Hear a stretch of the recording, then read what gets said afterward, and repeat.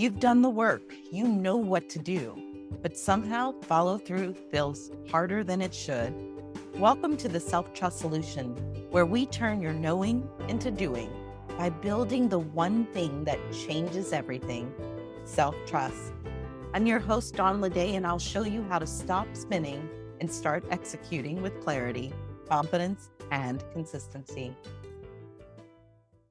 Ever feel like you're behind before you've even started? Like your goal deadline is already judging you?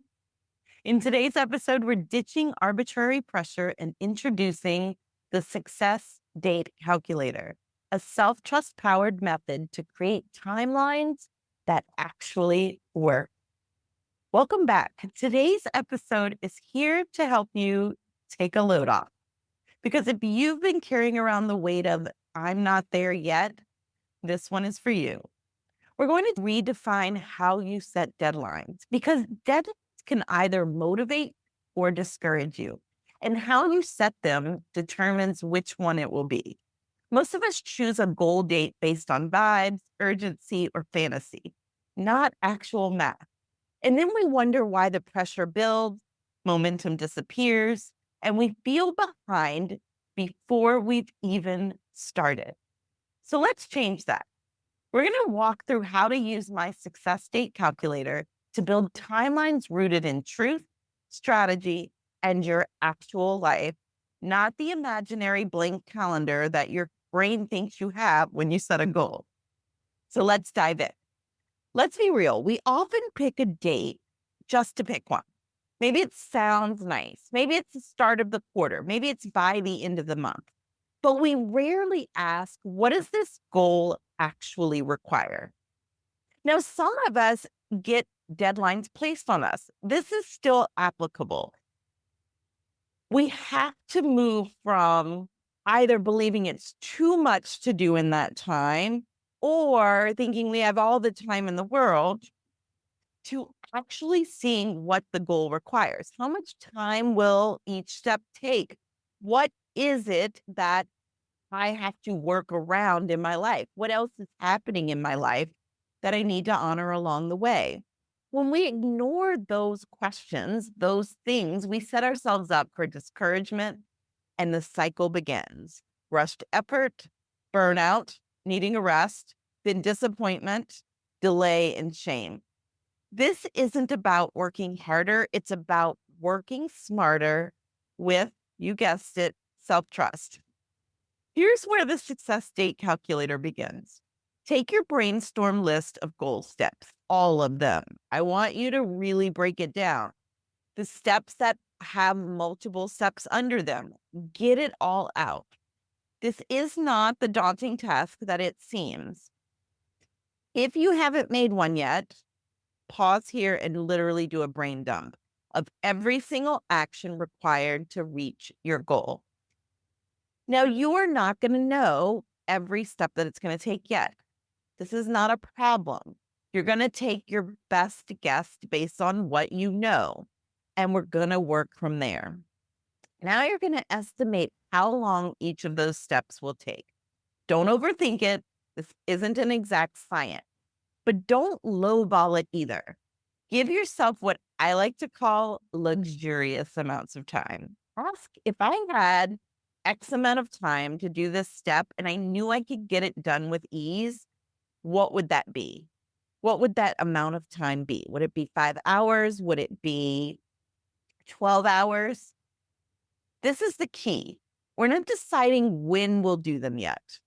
We're just getting honest about how long they'll take based on your best guess.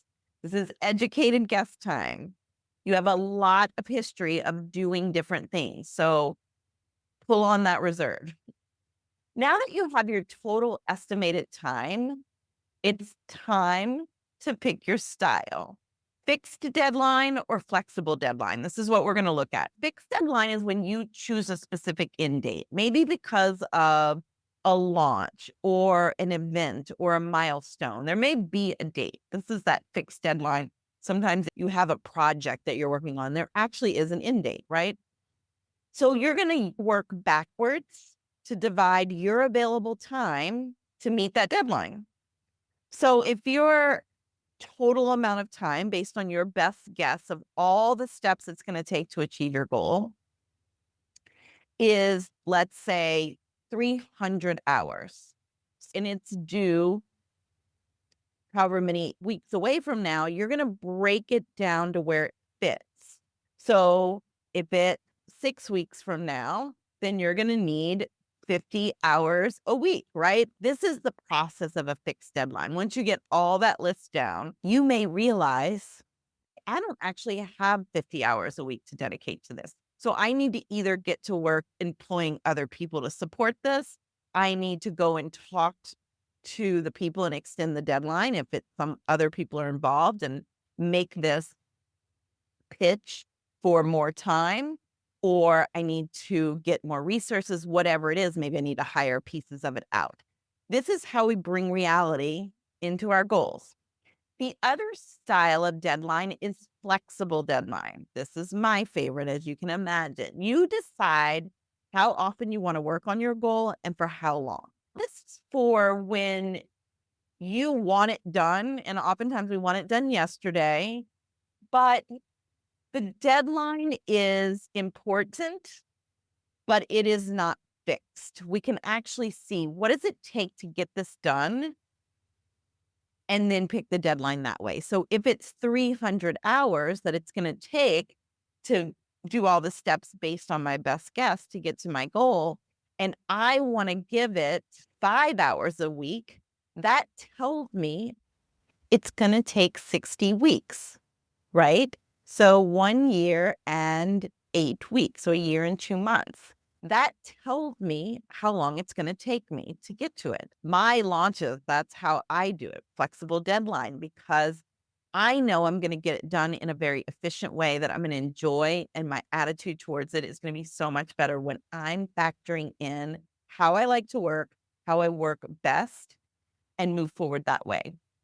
So here's another example. If your steps add up to 40 hours of work and you can devote 4 hours per week, your success date lands around 10 weeks out. So you can see how you can use this for smaller goals or smaller milestones towards bigger goals.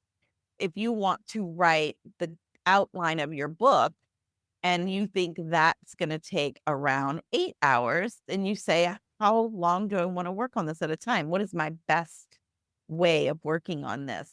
Then that mini goal, that mini step towards your larger goal of writing the book could be that you work on it 2 hours a day over 4 days, and that's your 8 hours to get to it.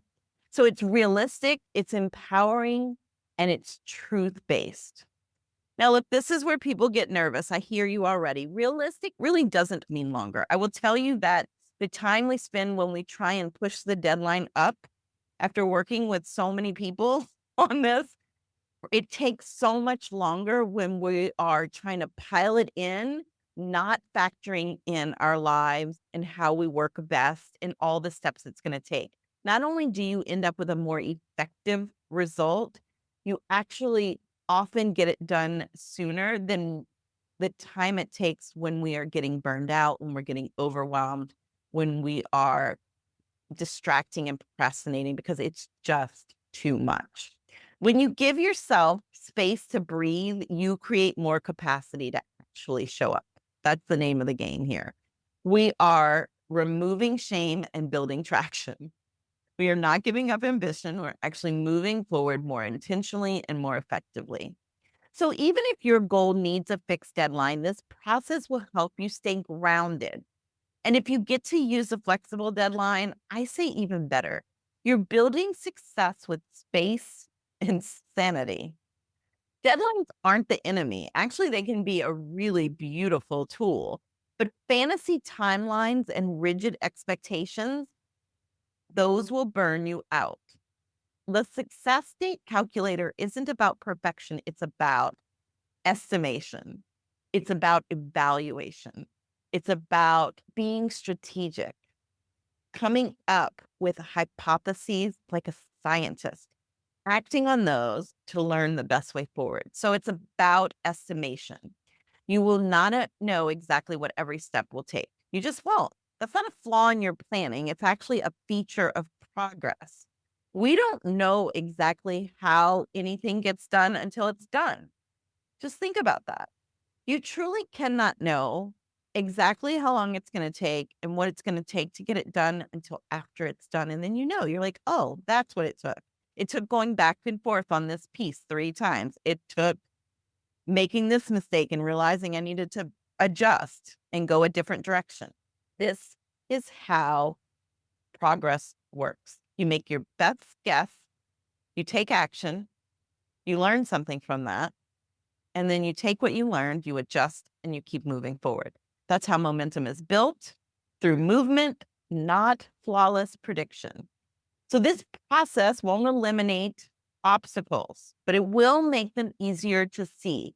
When you're not battling yourself internally about not having enough time and not knowing if something's going to work and all the drama that can come up when we are trying to force too much in, when we start worrying about not showing up for our lives and the people in our lives and being hyper focused on the goal, we are able to follow the plan and see obstacles quicker. Because when you know what's up ahead, you don't quit at the first bump. You recalculate and you keep going. And that's exactly what we're going to talk about in the upcoming episode on the obstacle abatement plan. It's a tool that helps you normalize and plan what might get in the way. But first, we're going to take a quick detour with next week's guest episode featuring Stephen Peary, who brings serious wisdom on going from procrastination to productivity, even in the highest pressure industries like Hollywood. He has some really fun stories to tell. You are not going to want to miss it. So what we take away from today's episode? My goal is for you to rethink how you choose deadlines. Don't start with a deadline. Start with a breakdown of your goal steps. Estimate how long each step will take realistically, and even maybe go generous. Choose a fixed or flexible timeline that aligns with your real life. Plug it into the success date calculator to create a clear, doable timeline. And then breathe. You are not behind, you're on the way with clarity and self-trust. You've never done this goal before, but you have done hard things before. You've learned, you've built, you've figured it out.